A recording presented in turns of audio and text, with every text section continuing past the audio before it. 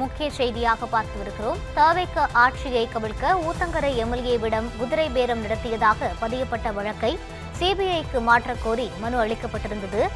எதிர்க்கட்சி எம்எல்ஏக்கள் 5 பேர் அளித்த குதிரை பேரம் புகாரில் போலீசார் நடவடிக்கை எடுக்காதது பாரபட்சமானது என மனுதாரர் தரப்பில் தெரிவிக்கப்பட்டிருக்கிறது.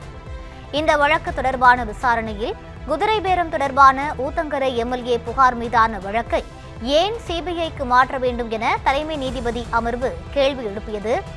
தொடர்ந்து மனு மீதான தீர்ப்பை தள்ளி வைத்து சென்னை உயர்நீதிமன்றம் உத்தரவு பிறப்பித்தது. இதுகுறித்த கூடுதல் விவரங்களை வழங்குவதற்காக எமது செய்தியாளர் சக்திவேல் இணைந்திருக்கிறார். வணக்கம் சக்திவேல், முழு விவரங்களை பகிரலாம். நிச்சயமாக வணக்கம் ரூபி.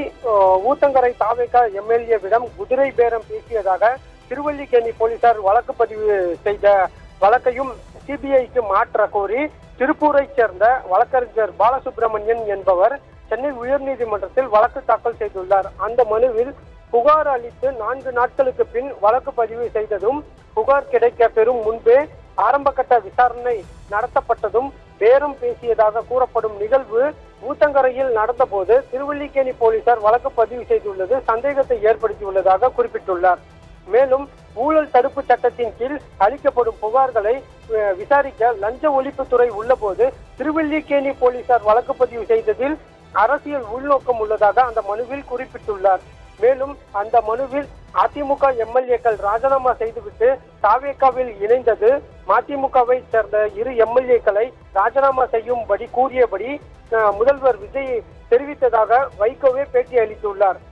திமுக எம்எல்ஏக்கள் ஆஸ்டின் சீனிவாசன் ஆகியோர் தங்களது ராஜினாமா செய்யும்படியும் பதிலுக்கு அமைச்சர் பதவியையும் 50 கோடி ரூபாயும் வழங்குவதாக ஆளுங்கட்சிக்கு அமைச்சரே பேரம் பேசியதாக தெரிவித்தது.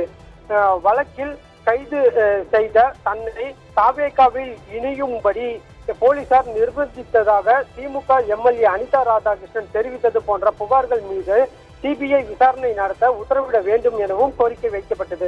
ஜனநாயக நடைமுறையும் மக்கள் தீர்ப்பையும் பாதுகாக்க இந்த விவகாரத்தில் நியாயமான சுதந்திரமான விசாரணை தேவை என்பதால் இது சம்பந்தமாக சிபிஐ விசாரணைக்கு உத்தரவிட வேண்டும் என கோரிக்கையானது வைக்கப்பட்டது.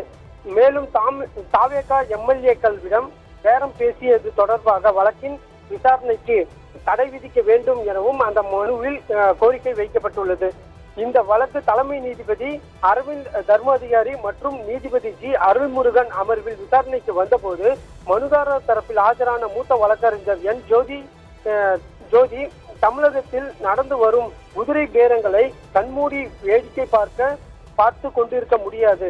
ஊத்தங்கரையில் இருந்து சென்னை வந்த எம்எல்ஏ அளித்த புகாரின் மீது வழக்கு பதிவு செய்த போலீசார் 5 திமுக எம்எல்ஏக்கள் சம்பந்தமான புகார் மீது எந்த நடவடிக்கையும் எடுக்காதது ஒரு கண்ணில் வெண்ணையும் மறு கண்ணில் சுண்ணாம்பையும் வைத்து பாரபட்சம் பார்க்கும் நடவடிக்கையாக உள்ளது என்பதை தெரிவித்துள்ளார். ஊத்தங்கரை எம்எல்ஏ புகாரில் கைது செய்யப்பட்டவர்கள் தங்களிடம் கட்டாயப்படுத்திய வாக்குமூலங்கள் பெறப்பட்டதாகவும் கூறியதாக வாதிட்டார். தமிழக அரசு தரப்பில் ஆஜரான தலைமை வழக்கறிஞர் விஜய் நாராயணன் புகார் அளித்தவர்கள் யாரும் வழக்கு தாக்கல் செய்யவில்லை, மாநில போலீசார் முறையான விசாரிக்கவில்லை என்றால் சிபிஐக்கு மாற்றலாம், இந்த வழக்கில் பல பேர் கைது செய்யப்பட்டுள்ளனர், ஆதாரங்கள் சேகரிக்கப்பட்டுள்ளன என்பதால் சிபிஐக்கு மாற்றக்கூடாது என வாதிட்டார். விசாரணையின் போது குறுக்கிட்ட நீதிபதிகள் வழக்கின் விசாரணை நடந்து வரும் நிலையில் மற்ற புகார்கள் மீது வழக்கு பதிவு செய்யாததால் விசாரணையை மாற்ற வேண்டுமா என கேள்வியும் எழுப்பி மனு மீதான தீர்ப்பை தள்ளி வைத்துள்ளார். ரூபி,